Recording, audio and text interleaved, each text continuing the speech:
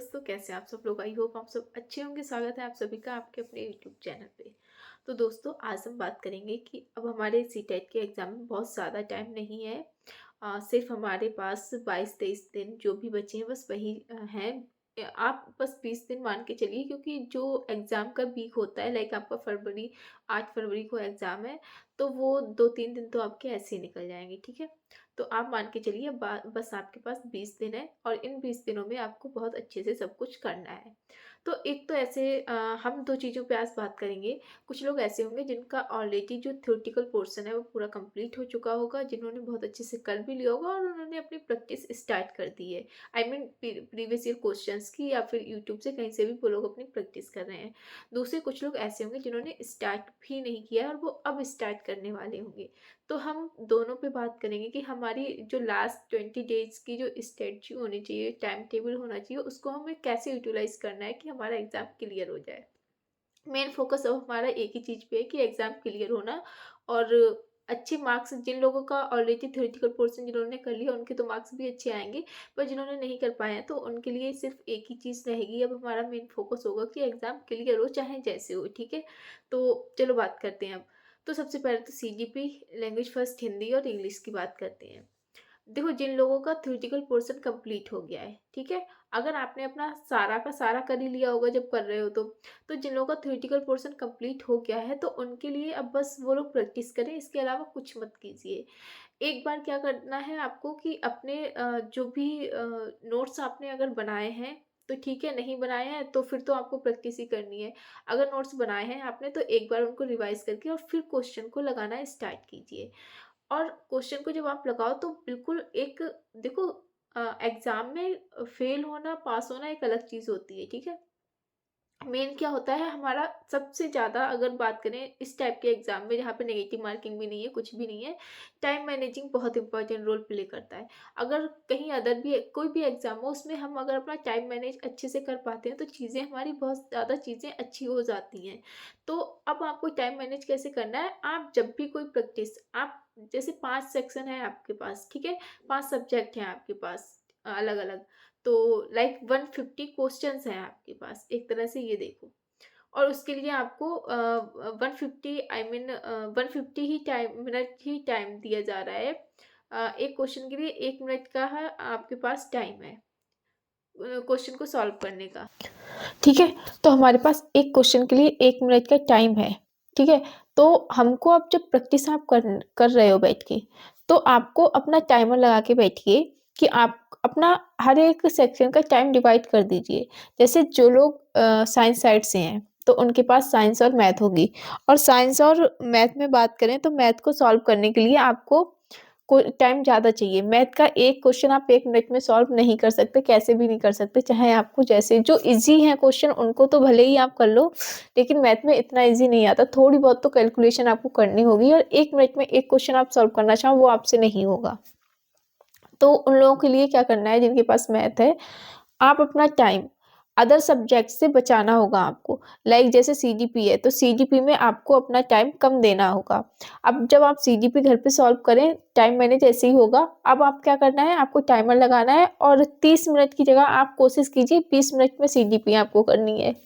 20 minute में आपको अपना हिंदी करनी है, ठीक है? और 20 से 25 मिनट में आप अपनी लैंग्वेज सेकंड जो भी लो वो कर लो।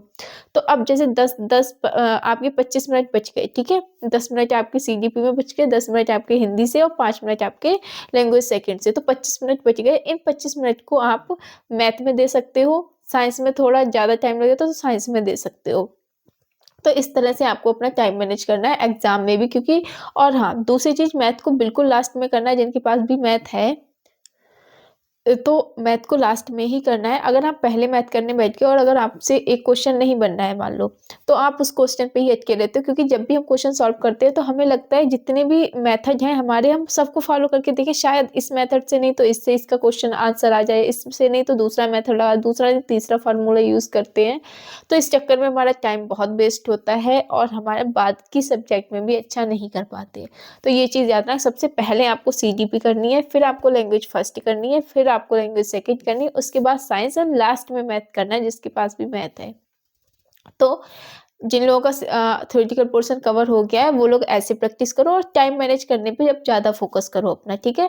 और टाइम मैनेज ऐसे ही होगा, अगर मॉक टेस्ट लगा रहे हो तो ठीक है, आप मॉक टेस्ट लगाइए, वहाँ पे टाइमिंग चलती रहती है, आपको खुद ही हो जाएगा। और मॉक टेस्ट नहीं लगा रहे हो तो खुद कॉपी पेन लेके बैठिए और एक एक क्वेश्चन एक टाइमर लगा के रखिए फ़ोन में अपने।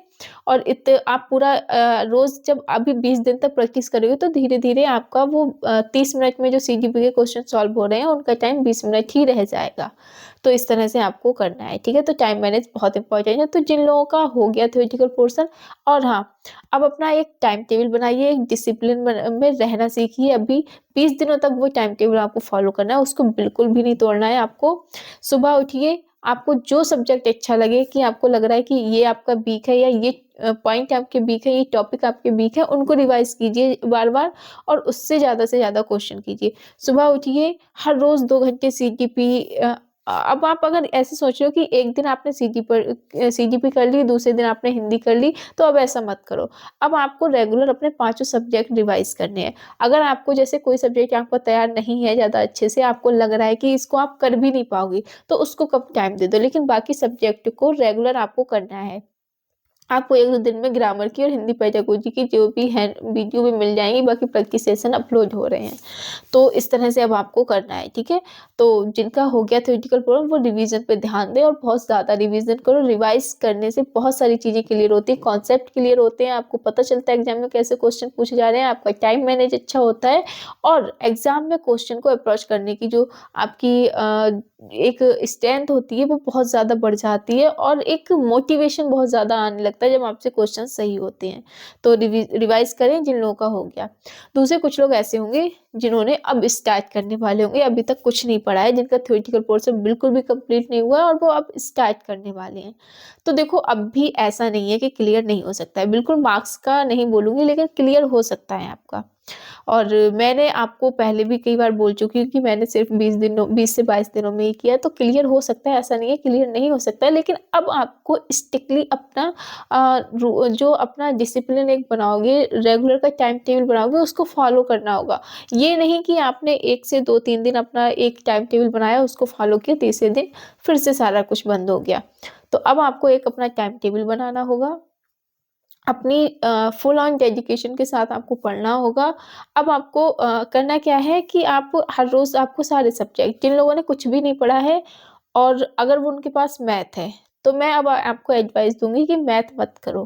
क्योंकि मैथ में कुछ टॉपिक तो बिल्कुल मत करना लाइक मेंसुरेशन, ज्योमेट्री, ट्रिग्नोमेट्री ये टॉपिक बिल्कुल अब मत करना आप।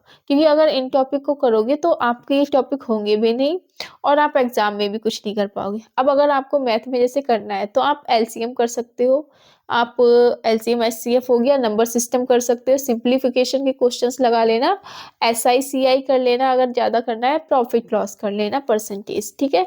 ये आपके 6 टॉपिक हो गए जिनको आप कर सकते हो और इनके वही क्वेश्चन करना जिस बेस पे प्रीवियस ईयर पूछे जा रहे हैं।